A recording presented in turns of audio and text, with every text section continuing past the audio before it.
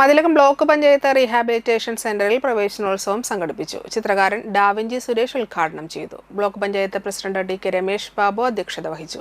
Mathilakam grama panchayat president Sumathi Sundaran, Sreenarayanapuram grama panchayat president Mini Shaji, block panchayat vice president Sreedevi Dinesh, ക്ഷേമകാര്യ standing committee chairperson A P. Snehalatha, Kodungallur AEO. Moideenkutty, block secretary K. Madhuraj, Buds school അധ്യാപകൻ K M. Sumesh, ജനപ്രതിനിധികൾ തുടങ്ങിയവർ സംസാരിച്ചു.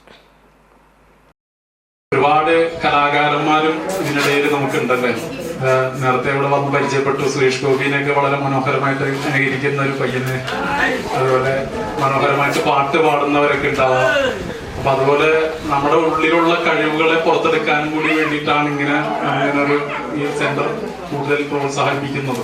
അവരുടെ പഠനമായ കാര്യങ്ങളും അവരുടെ മറ്റുള്ള എല്ലാവിധ കാര്യങ്ങളെ കുറിച്ചും അവർക്ക് വേണ്ട പ്രോത്സാഹനങ്ങൾ കൊടുക്കാനും പരിപോഷിപ്പിക്കാനും വേണ്ടി തന്നെയാണ് ഇത്തരം സെന്ററുകളൊക്കെ ഉള്ളത്.